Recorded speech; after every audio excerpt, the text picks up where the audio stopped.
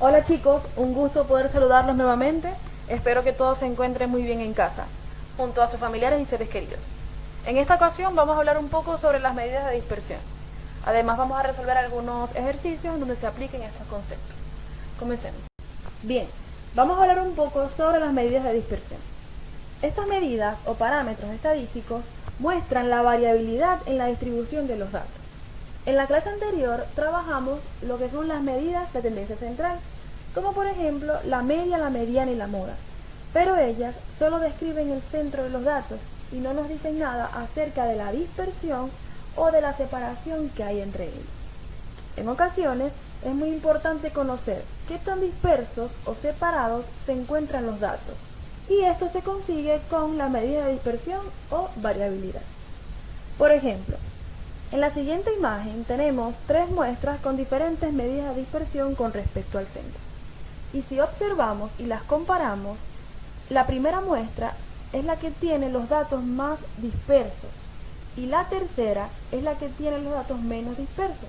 Si se dan cuenta, están más estrechos, están más unidos con respecto a la media, que sería 50. Entonces, cuando esto sucede, cuando una distribución de datos tiene poca dispersión, como por ejemplo la tercera muestra, se dice que la distribución es homogénea. Y cuando los datos tienen una mayor dispersión, como por ejemplo en la muestra 1, se dice que la distribución es heterogénea. Las medidas de dispersión se clasifican en absolutas y relativas. Las absolutas, que se utilizan para análisis estadísticos generales, pueden ser el rango del recorrido, la desviación media, la varianza y la desviación estándar o típica. Y las relativas, que en este caso vamos a trabajar solo el coeficiente de variación, nos ayudan a determinar la dispersión de una distribución estadística independientemente de las unidades en las que se exprese la variable. El rango nos da la idea de proximidad de los datos con respecto a la media, y se calcula restando el dato menor al dato mayor. Este resultado nos permite obtener una idea de la dispersión de los datos. Cuanto mayor es el rango, más dispersos están los datos de un conjunto. Por ejemplo, en este primer caso tenemos los datos sin agrupar del tiempo de conexión en horas de estas personas. Para calcular el rango tenemos que restar el dato mayor menos el dato menor. En este caso el dato mayor es 3,5 y el dato menor es 1,5. Al hacer la diferencia entre esos dos datos, el resultado es de 2 horas. Quiere decir que el rango o el recorrido para esta distribución de datos es de 2 horas. En este segundo ejemplo tenemos datos agrupados de los casos de bullying.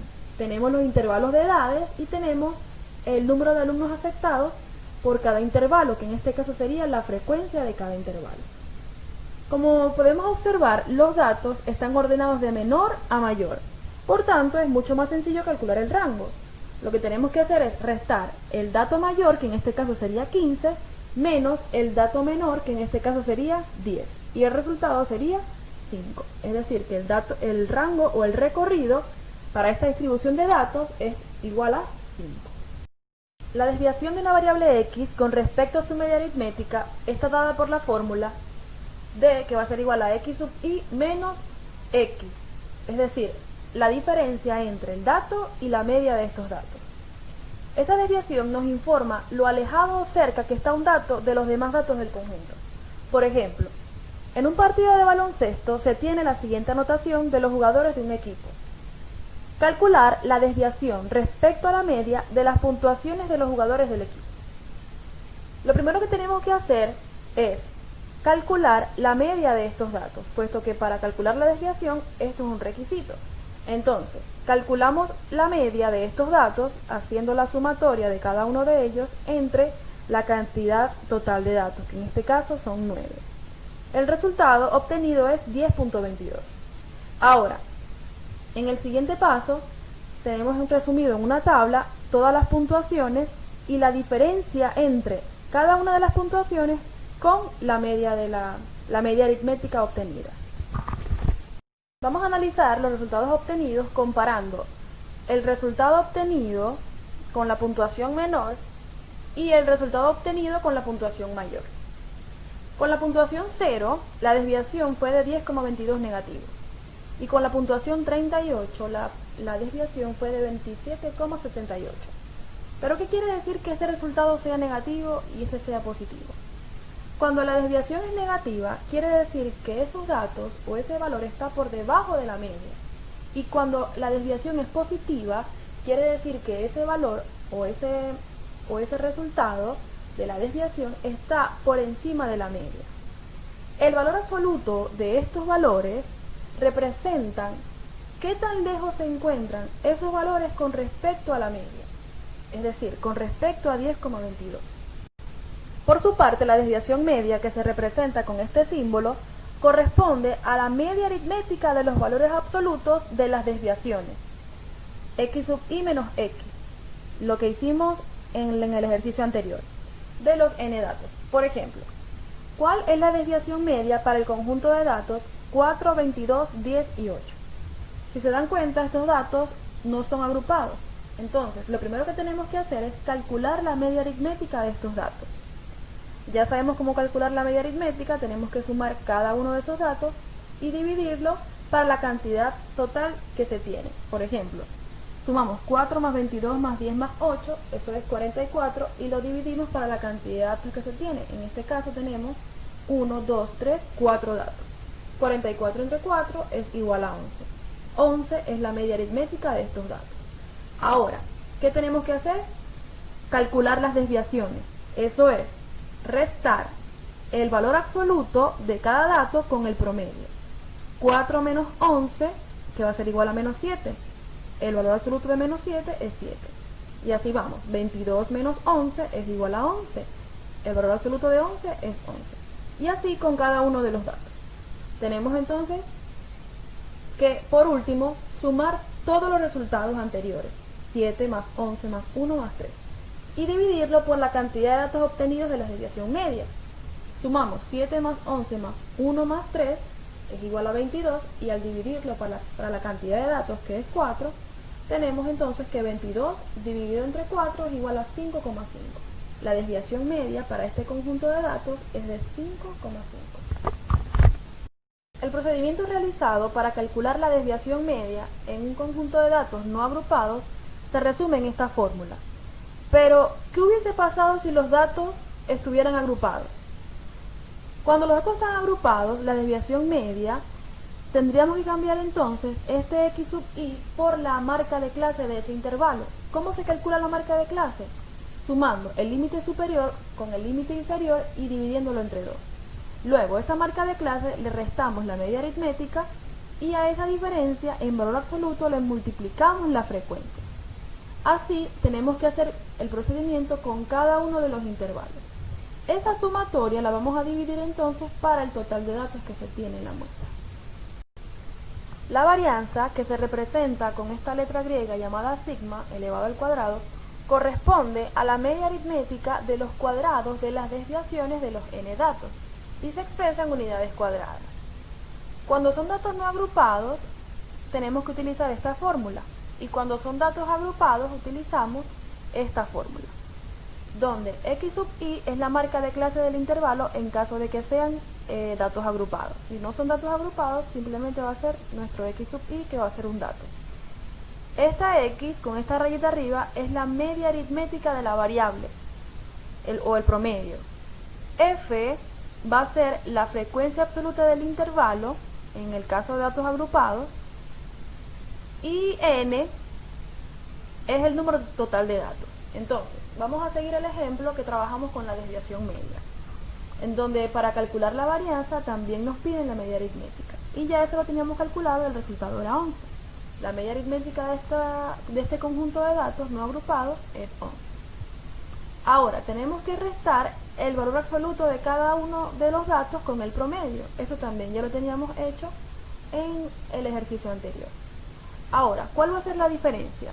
La diferencia va a ser ahora que ese dato tenemos que elevarlo al cuadrado. Miren, cuando son datos no agrupados, ya esta diferencia es esta que está aquí, pero nos falta elevarlo al cuadrado. Entonces, cada uno de estos resultados los elevamos al cuadrado y calculamos la sumatoria de ellos. Sería 7 al cuadrado 49 más 11 al cuadrado, que es 121, más 1 al cuadrado, que es 1, más 3 al cuadrado, que es 9. La sumatoria de esos datos es igual a 180. Dividido para n, en donde n va a ser el total de datos que se obtienen en la distribución. En este caso, como son 4, dividimos entre 4. 180 dividido entre 4 es igual a 45. Entonces, la varianza para este conjunto de datos es 45.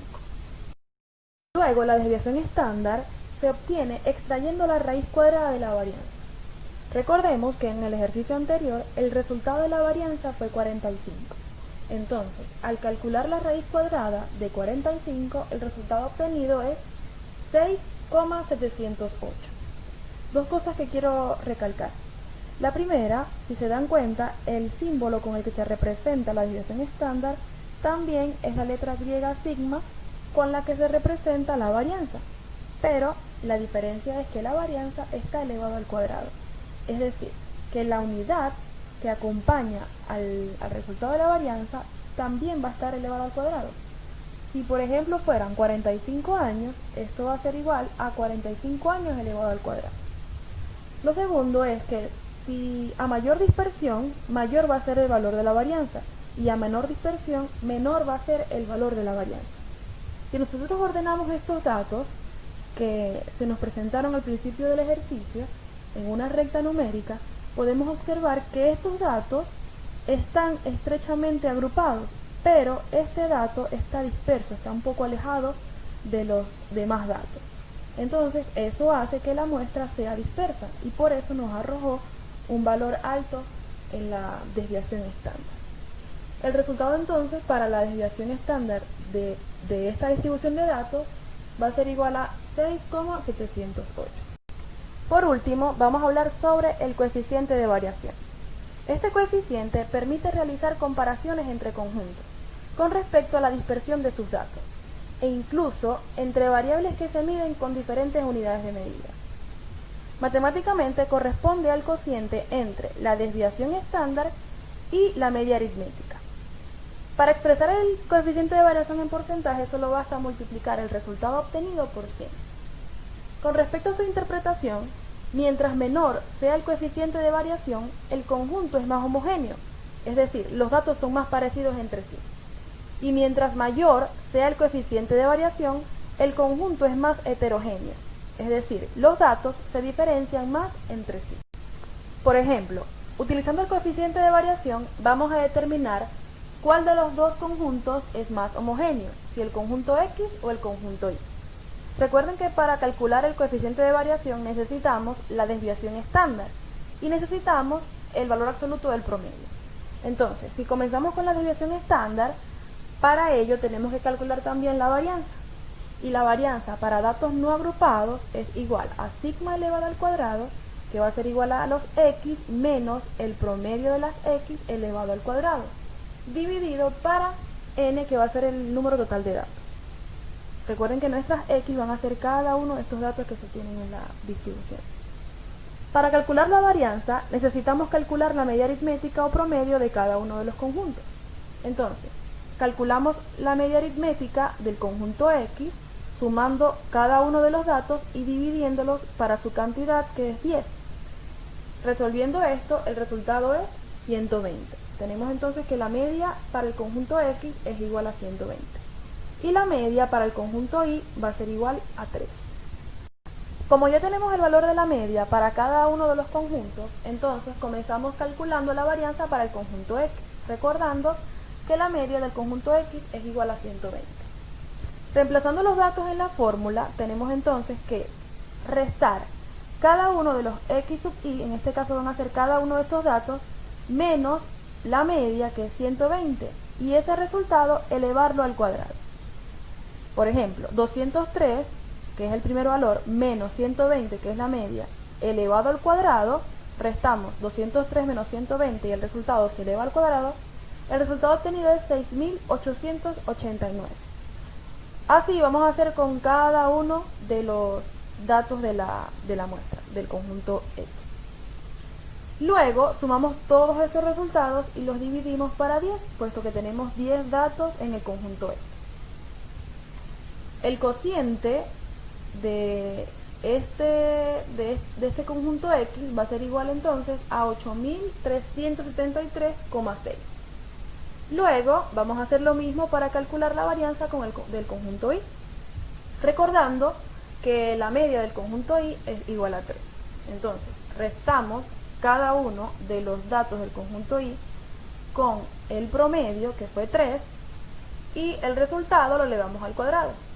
Vamos haciendo eso con cada uno de los datos y luego al final sumamos todos los resultados obtenidos. Al sumar todos los datos obtuvimos 36 y al dividirlo entre 10 el resultado obtenido es 3,6. Finalmente calculamos la desviación estándar para el conjunto X, recordando que esta se obtiene extrayendo la raíz cuadrada de la varianza. Entonces recordemos que la varianza para el conjunto X fue de 8373,6 y la raíz cuadrada de este valor es igual a 91,5 o 91,50. Luego calculamos la desviación estándar para el conjunto Y. La raíz cuadrada de la varianza, que es 3,6, es igual a 1,89. Entonces, el coeficiente de variación para cada uno de los conjuntos sería, para el conjunto X va a ser igual a ¿quién? A la desviación estándar dividido para el promedio de los datos del conjunto X. Dividimos entonces 91,5, que fue la desviación estándar del conjunto X, entre la media aritmética del conjunto X, que fue 120. Al dividir obtenemos aproximadamente el valor de 0,76. Y si queremos expresar ese valor en porcentaje, simplemente lo multiplicamos por 100 y obtenemos un 76% en el coeficiente de variación para el conjunto X. Hacemos lo mismo para el conjunto Y. Dividimos la desviación estándar del conjunto Y, que fue 1,89, entre 3, que fue la media aritmética para ese conjunto. Al dividir se obtiene aproximadamente 0,63. Y si queremos tener ese resultado en porcentaje, lo multiplicamos por 100. Entonces nos preguntamos, ¿cuál de los dos conjuntos es más homogéneo? Para determinar cuál de los dos conjuntos es más homogéneo, si el conjunto X o el conjunto Y, tenemos que observar los resultados obtenidos en el coeficiente de variación. Por ejemplo, el coeficiente de variación para la distribución de datos del conjunto X es igual a 0,76 y el coeficiente de variación para la distribución de datos del conjunto Y es igual a 0,63. Entonces, mientras menor sea el coeficiente de variación, el conjunto es más homogéneo, es decir, los datos son más parecidos entre sí. Por tanto, si comparamos los dos resultados obtenidos, podemos determinar que el conjunto Y tiene un menor coeficiente de variación, por tanto es el conjunto más homogéneo entre los dos. Y bueno chicos, así culminamos la clase de hoy sobre medidas de dispersión. Recuerden que en las guías y en el texto del estudiante pueden conseguir problemas y ejercicios para que practiquen los conceptos aprendidos. Muchas gracias por todo, que estén muy bien, cuídense mucho.